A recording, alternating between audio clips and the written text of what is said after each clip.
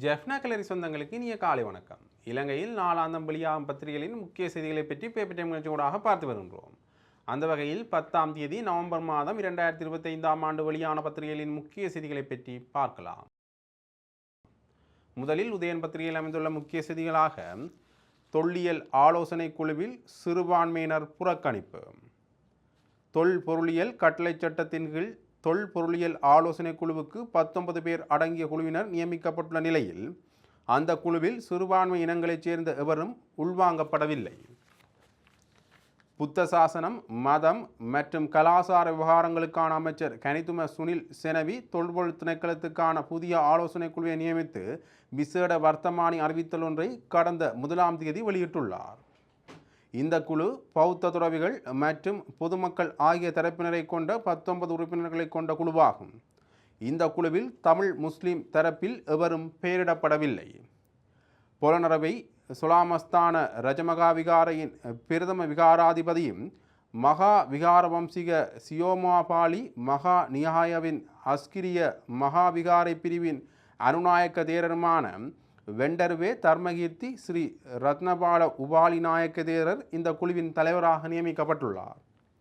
வர்த்தமானி அறிவித்தலின்படி இந்த குழுவின் பதவிக்காலம் 2025ஆம் ஆண்டு மார்ச் மாதம் 10ஆம் தேதி முதல் 2027ஆம் ஆண்டு மார்ச் மாதம் 9ஆம் தேதி வரை நடைமுறையில் இருக்கும்.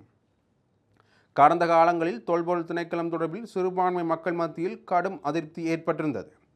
தொல்பொருள் திணைக்களம் தமிழ் பேசும் மக்கள் வாழும் இடங்களில் ஆய்வுகள் என்ற போர்வையில் பௌத்தமயமாக்கலை மேற்கொள்கின்றது என்ற கடுமையான குற்றச்சாட்டு தமிழ் மக்களால் முன்வைக்கப்பட்டு வருகின்றது.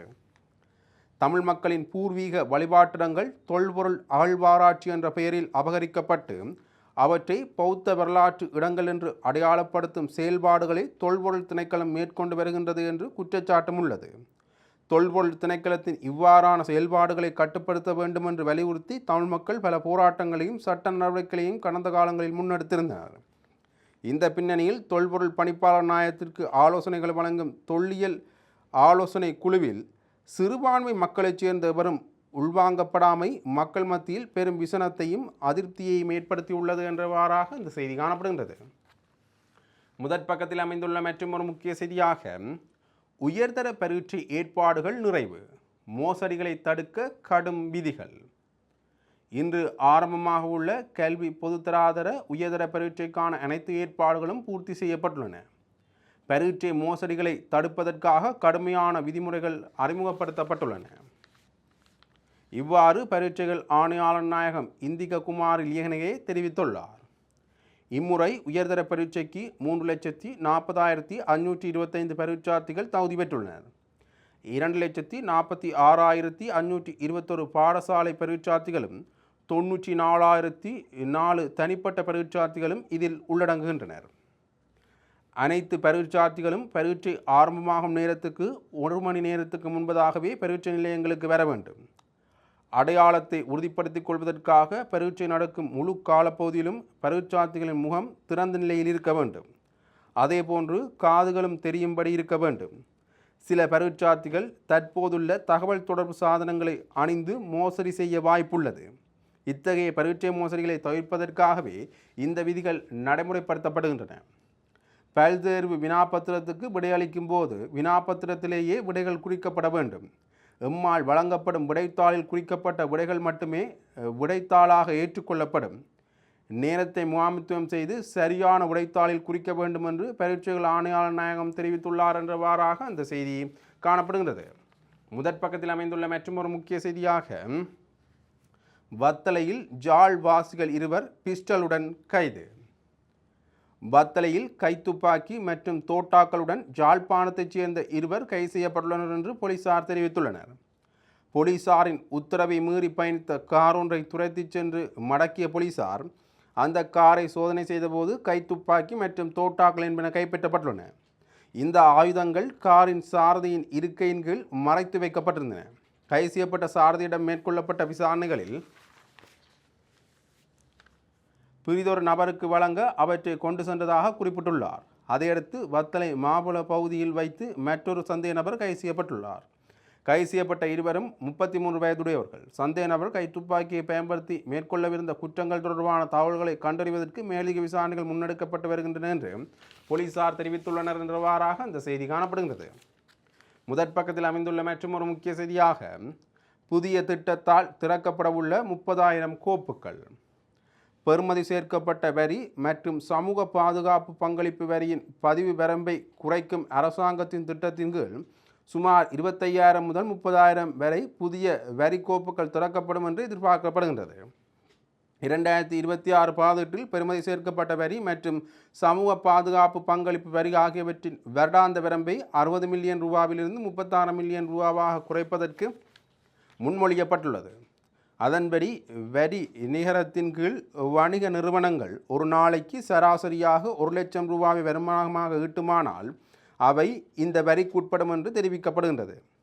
வரவு செலவு திட்டம் நிறைவேற்றப்பட்டதும் அடுத்த ஆண்டு ஏப்ரல் மாதம் 1ஆம் தேதி இந்த வரி விதிப்பு நடைமுறைக்கு வரும் என்று எதிர்பார்க்கப்படுகின்றது. இது நுகர்வோருக்கு சுமையை ஏற்படுத்தும் என்றும் எதிர்பார்க்கப்படுகின்றது. வர்த்தகர்கள் இந்த வரிச்சுமையை நுகர்வோரின் மீது சுமத்துவார்கள் என்று எதிர்பார்க்கவில்லை என்று உள்நாட்டு இறைவரி திணைக்கள அதிகாரி ஒருவர் தெரிவித்துள்ளார் என்றவாறாக அந்த செய்தி தொடர்ந்து செல்கின்றது. முதற் பக்கத்தில் அமைந்துள்ள மற்றொரு முக்கிய செய்தியாக ஜாலில் சுற்றி வளைப்பு, 23 பேர் நேற்று கைது. ஜாழ்ப்பாணத்தில் நேற்று மேற்கொள்ளப்பட்ட விசேட சுற்றி வளைப்புகளில் போதைப் பொருட்களை உடைமையில் வைத்திருந்த குற்றச்சாட்டில் 23 பேர் கைது செய்யப்பட்டுள்ளனர். கைது செய்யப்பட்டவர்களில் 17 வயதுடைய ஒருவர் போதை மாத்திரைகளை விற்பனை செய்த குற்றச்சாட்டில் கைது செய்யப்பட்டுள்ளார் என்று போலீசார் தெரிவித்துள்ளனர். ஜாழ்ப்பாண மாவட்ட போதைப்பொருள் தடுப்பு பிரிவினர் மேற்கொண்ட விசேட சுற்றிவளைப்புகளிலேயே சந்தேக நபர்கள் கைது செய்யப்பட்டுள்ளனர். 10 பேர் ஐஸ் போதைப் பொருளுடனும் 17 வயதுடையவர் உட்பட 9 பேர் போதை மாத்திரைகளுடனும் 4 பேர் ஹெரோயின் போதைப் பொருளுடனும் கைது செய்யப்பட்டுள்ளனர் என்று தெரிவிக்கப்படுகின்றது. சந்தேகநபர்கள் விசாரணையின் பின்னர் நீதிமன்றத்தில் முற்படுத்தப்படுவார்கள் என்று போலீசார் தெரிவித்துள்ளனர் என்றவாறாக அந்த செய்தி தொடர்ந்து செல்கின்றது. 2ஆம் பக்கத்தில் அமைந்துள்ள முக்கிய செய்தியாக அரசாங்கத்தின் பாதீடு மக்களுக்கு வேட்டு, கர்ஷ டி சில்வா சுட்டிக்காட்டு. அரசாங்கம் தாம் அளித்த அடிப்படை தேர்தல் வாக்குறுதிகளை நிறைவேற்ற தவறிய மட்டுமல்லாமல் தமக்கு வாக்களித்த மக்களுக்கும் துரோகம் இழைத்து 2026ஆம் ஆண்டுக்கான வரவு செலவு திட்டத்தை முன்வைத்துள்ளது என்று நாடாளுமன்ற உறுப்பினர் கர்ஷ டி சில்வா தெரிவித்துள்ளார். நாடாளுமன்றத்தில் நேற்று முன்தினம் உரையாற்றும் போதே அவர் இதனை தெரிவித்துள்ளார். அவர் மேலும் தெரிவித்துள்ளதாவது, குறித்த பாதீட்டு திட்டத்தில் பல முரண்பாடுகள் இருக்கின்றன. கொள்கை ரீதியான விடயங்கள் ஒன்றுடன் ஒன்று முரண்படுகின்றன. சுமார் 1 டிரில்லியன் ரூபாய் மதிப்புள்ள எதிர்பாராத பண உபரியுடன் திரைசேரி நிரம்பி வழிகின்றது. இந்த எதிர்பாராத லாபம் வாகன இறக்குமதி வரிகள் மூலம் கிடைத்தது. இந்த 1 டிரில்லியன் ரூபாய் உபரியை மக்களுக்கு சலுகை வழங்க பயன்படுத்தாமல் அரசாங்கம் வரிச்சுமையை அதிகரித்து வருகின்றது. அவர்கள் மாதாந்திர வரம்பை 5 மில்லியன் ரூபாவிலிருந்து 3.6 மில்லியன் ரூபாவாக குறைத்து வெட் வலையமைப்பை விரிவுபடுத்தியுள்ளனர். இது சிறு வணிகங்களை நேரடியாக பாதிக்கும். 2027ஆம் ஆண்டின் முதல் காலாண்டில் நடைமுறைக்கு வரும் ஒரு புதிய பரந்த சொத்து வரியை ரகசியமாக அமல்படுத்த அரசாங்கம் முணங்கியுள்ளது என்று அவர் தெரிவித்துள்ளார். அதே பக்கத்தில் அமைந்துள்ள மற்றொரு முக்கிய செய்தியாக எதிர்க்கட்சி பேரணியில் விமல் கட்சி பங்கேற்காது. நவம்பர் 21ஆம் தேதி எதிர்க்கட்சிகள் முன்னெடுக்க உள்ள எதிர்ப்பு பேரணியில் பங்கேற்கப் போவதில்லை என தேசிய சுதந்திர முன்னணி அறிவித்துள்ளது. அதன் தலைவர் விமல் வீரவன்ச வெளியிட்டுள்ள அறிக்கை ஒன்றில் இந்த விடயம் தெரிவிக்கப்பட்டுள்ளது என்றவாறாக அந்த செய்தி காணப்படுகின்றது. இவை உதயன் பத்திரிகையில் அமைந்த முக்கிய செய்திகள். இனி வலம்புரி பத்திரிகையின் முக்கிய செய்திகளை பற்றி பார்க்கலாம். வலம்புரி பத்திரிகையின் முதற் பக்கத்தில் அமைந்துள்ள முக்கிய செய்திகளாக சிவப்பு எச்சரிக்கை விடுக்கப்பட்ட 200 பேர் வெளிநாட்டில், பொதுமக்கள் பாதுகாப்பு அமைச்சர் ஆனந்த விஜயபால தெரிவிப்பு. வெளிநாட்டில் தங்கியுள்ள குற்றவாளிகளை அந்தந்த நாடுகளில் வைத்து கைது செய்ய நடவடிக்கை. 7 போதைப்பொருள் கடத்தல்காரர்கள் சரணடைய இணக்கம். ஊடகங்களுக்கு நேற்று வழங்கிய செவ்வியிலேயே அவர் இதனை தெரிவித்துள்ளார். அவர் தொடர்ந்து தெரிவிக்கையில், இலங்கையில் சிவப்பு எச்சரிக்கை விடுக்கப்பட்ட 200 பேர் வெளிநாடுகளில் தங்கியுள்ளனர். வெளிநாடுகளில் தங்கியுள்ள சிவப்பு எச்சரிக்கை விடுக்கப்பட்டவர்களில் 80 பேர் பாரிய குற்றச்செயல்களில் ஈடுபட்ட திட்டமிட்ட குற்றக்குழுக்களைச் சேர்ந்தவர்கள். இந்த நிலையில் வெளிநாடுகளில் தங்கியுள்ள குற்றக்குழு உறுப்பினர்களில் பலர் அந்தந்த நாடுகளில் கைது செய்யப்பட்டுள்ளதாகவும் அமைச்சர் ஆனந்த விஜயபால தெரிவித்துள்ளார். சுற்றுலா சென்றுள்ள போர்வையில் அவர்கள் அங்கு தங்கியுள்ளதாகவும் அவர் குறிப்பிட்டுள்ளார். அவ்வாறான குற்றச்செயல்களில் ஈடுபட்டவர்களில் அதிகமாக தேடப்படுவோர் பட்டியலில் உள்ளவர்கள் தொடர்பில் விசேட கவனம் செலுத்தப்பட்டுள்ளதாகவும் அமைச்சர் இதன்போது தெரிவித்துள்ளார் என்றவாறாக அந்த செய்தி காணப்படுகின்றது. அதே பக்கத்தில் அமைந்துள்ள மற்றொரு முக்கிய செய்தியாக வடக்கு கிழக்கில் இணையம் மூலம் நிதி மோசடிகள் அதிகரிப்பு. போலீஸ் ஊடகப் பிரிவு எச்சரிக்கை. வடக்கு கிழக்கில் இணையம் மூலம் நடைபெறும் நிதி மோசடிகள் அதிகரித்து காணப்படுகின்றன. நிதி மோசடிகள் குறித்து அவதானமாக செயல்படுமாறு போலீஸ் ஊடகப் பிரிவு அறிவித்துள்ளது. போலீஸ் ஊடகப் பிரிவு நேற்றைய தினம் வெளியிட்ட ஊடக அறிக்கையிலேயே இந்த விடயம் குறிப்பிடப்பட்டுள்ளது. அந்த அறிக்கையில் மேலும் குறிப்பிடப்பட்டுள்ளதாவது, இணையதளங்கள் மூலமாக நடைபெறும் மோசடி நடவடிக்கைகள், குறிப்பாக டெலிகிராம், வாட்ஸ்அப் போன்ற கணக்குகள் மற்றும் பிற சமூக வலைத்தள குழுக்களை பயன்படுத்தி நடத்தப்படும் நிதி மோசடி குறித்து தொடர்ச்சியாக முறைப்பாடுகள் பதிவாகி வருகின்றன. இவ்வாறான சம்பவங்களில் மோசடியாளர்கள் பொதுமக்களை ஏமாற்றி அவர்களது வங்கிக் கணக்கு எண்கள், கடவுச்சொல் அதாவது யூசர் நேம், பாஸ்வேர்டு, QR குறியீடுகள் போன்ற ரகசிய தரவுகளை பெற்று பின்னர் நிகழ்நிலை வேலைகளை பெற்றுத் தருவதாக கூறி பல்வேறு கணக்குகளுக்கு பணம் செலுத்தும்படி ஊக்குவித்து நிதி மோசடிகளில் ஈடுபடுவதாக அறிய முடிகின்றது.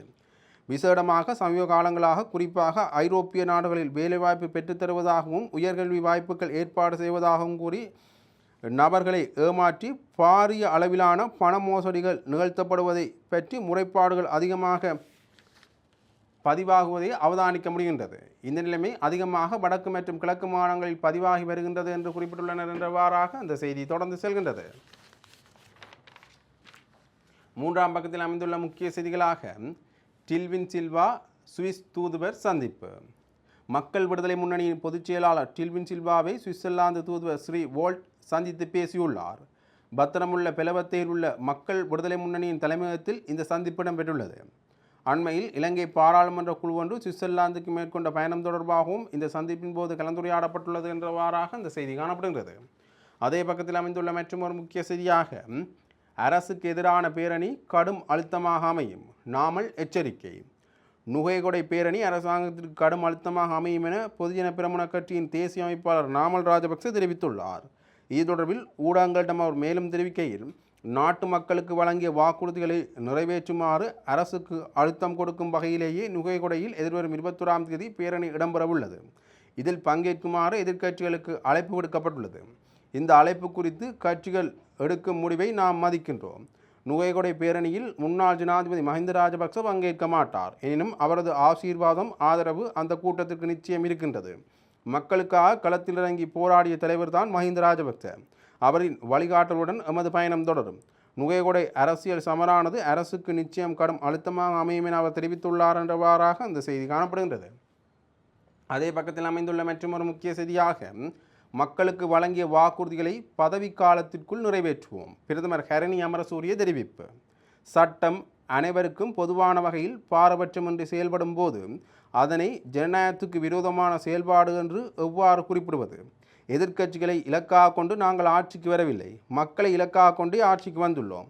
மக்களுக்கு வழங்கிய வாக்குறுதிகளை பதவிக்காலத்துக்குள் நிறைவேற்றுவோம் என பிரதமர் ஹரணி அமரசூரிய தெரிவித்துள்ளார்.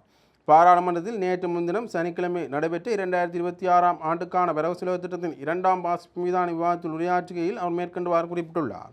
அங்கு அவர் மேலும் உரையாற்றியதாவது, அரசாங்கம் ஜனநாயகத்துக்கு எதிராக செயல்படுவதாகவும் ஜனநாயகம் அச்சுறுத்தலுக்குள்ளாக்கப்பட்டுள்ளதாகவும் பல கல்வி முறைமை பலவீனமடைந்துள்ளதாகவும் எதிர்க்கட்சியினர் குற்றம் சாட்டுகின்றனர். ஜனநாயகம் எங்கு அச்சுறுத்தலுக்குள்ளாகியது என்று எதிர்க்கட்சியினர் குறிப்பிட வேண்டும் என்று அவர் தெரிவித்துள்ளார் என்றவாறாக இந்த செய்தி தொடர்ந்து செல்கின்றது. இவை விளம்பரி பத்திரிகையில் அமைந்த முக்கிய செய்திகள். இனி தினக்குரல் பத்திரிகையின் முக்கிய செய்திகளை பற்றி பார்க்கலாம். தினக்குரல் பத்திரிகையின் முதற் பக்கத்தில் அமைந்துள்ள முக்கிய செய்திகளாக, அரசியல் நிகழ்ச்சி நிரலில் லஞ்ச ஊழல் ஆணைக்குழு, பாட்லி சம்பிக்க குற்றச்சாட்டு. பணிப்பாளர் நாயகம் ராஜினாமா செய்ய வேண்டும், நாட்டை வங்குரோத்துக்கு தள்ளிய ஊழல்வாதிகளுக்கு எதிராக நடவடிக்கை எடுக்க தயக்கம். லஞ்சம் அல்லது ஊழல் ஆணைக்குழுவின் பணிப்பாளர் நாயகம் ரங்க திசாநாயக்க முறையற்ற வகையில் நியமிக்கப்பட்டுள்ளார். வெட்கம் என்பதொன்று இருக்குமாயின் அவர் பதவியை ராஜினாமா செய்ய வேண்டும். அரசியல் நிகழ்ச்சிகளுக்கு அமைய தெரிவு செய்யப்பட்ட அடிப்படையில் ஆணைக்குழு செயல்படுகின்றது என ஐக்கிய குடியரசு முன்னணியின் தலைவரும் பாராளுமன்ற உறுப்பினருமான பாட்லி சம்பிக்க ரணவக்க தெரிவித்துள்ளார். கொழும்பிலுள்ள ஐக்கிய குடியரசு முன்னணியின் காரியாலயத்தில் ஞாயிற்றுக்கிழமை நடைபெற்ற ஊடகவியலாளர் சந்திப்பின் போது அவர் மேற்கண்டவாறு தெரிவித்துள்ளார். அங்கு அவர் மேலும் தெரிவித்துள்ளதாவது, பொருளாதார படுகொலையாளிகள் யார் என்பதை உயர்நீதிமன்றம் தெளிவாக அறிவித்துள்ளது. நாட்டை வங்குரோத்து நிலைக்கு தள்ளியவர்களுக்கு எதிராக எவ்வித நடவடிக்கைகளும் எடுக்கப்படவில்லை. லஞ்சம் அல்லது ஊழல் ஆணைக்குழு ஊடாக கண்காட்சியை மாத்திரம் நடத்துகின்றது. லஞ்சம் அல்லது ஊழல் பற்றிய ஆணைக்குழுவின் பணிப்பாளர் நாயகம் ரங்க திசாநாயக்க முறையற்ற வகையில் தெரிவு செய்யப்பட்டார் என்பதை பாராளுமன்ற உறுப்பினர் தயாஸ்ரீ ஜெயசேகர பாராளுமன்றத்தில் வெளிப்படுத்தியுள்ளார். இந்த நியமனத்தின் போது அரசியலமைப்பு பேரவைக்கும் பொய்யுரைக்கப்பட்டுள்ளது என்று அவர் தெரிவித்துள்ளார் என்றவாறாக இந்த செய்தி தொடர்ந்து செல்கின்றது. முதற் பக்கத்தில் அமைந்துள்ள மற்றொரு முக்கிய செய்தியாக நாட்டில் முதலீட்டாளர்களின் எண்ணிக்கை அதிகரிக்கின்றது.